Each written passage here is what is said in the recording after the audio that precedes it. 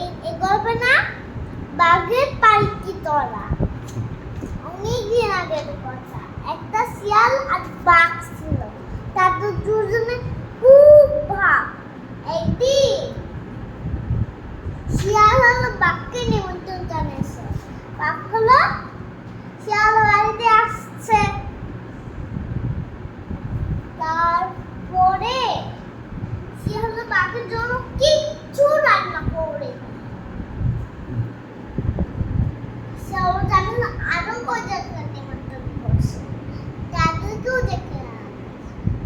তারপর সে আর সারা রাত ফিরে আসেনি।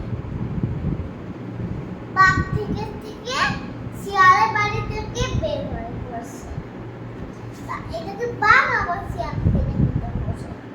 শিয়াল হলো বাঘের পা ধরতে আসলো। তারপরে বাঘ নিয়ে আসছে মোটা মোটা হাড়। শিয়াল হলো চিবাতেই পারছে না। শিয়ালের দুইটা দাঁতই গলে গেছে। তারপরে হলো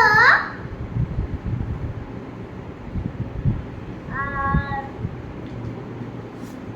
বললো কি পেট ভরেছে? বললো হ্যাঁ মামা, খুব পেট ভরেছে। আমার বাড়িতে তোমার যখন পেট ভরছিল সেরকম। তারপর রাতের সময় শিয়াল হলো বাঘের উপরে খুব রাগ করেছে। নিজে নিজে ভাবছে না এভাবে অন্য শহরে যাওয়া যাবে না। বাঘকে সাহায্য করবো, তারপরে শহরে যাবো। তারপরে একদিন আরেক শহরে চলে গেছে। শিয়াল হলো খামার একটা হলো ভাতখোলানো একটা ঘাস ছিল।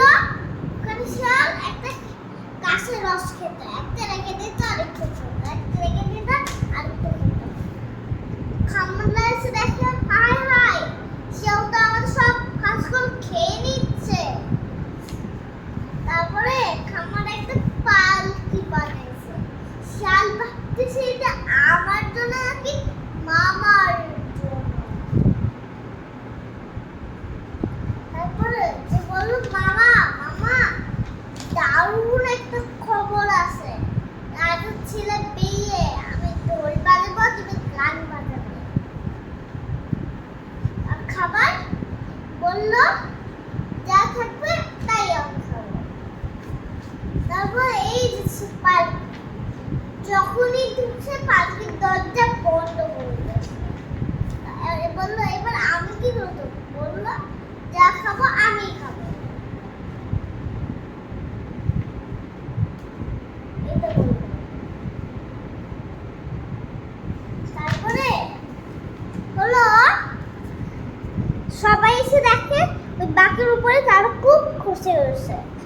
তার বাঘকে লাঠি ধরে নিয়ে আচ্ছা মতো বাঘকে নিয়েছে। তারপরে বাঘ পালাই গেছে। শেষ শেষ।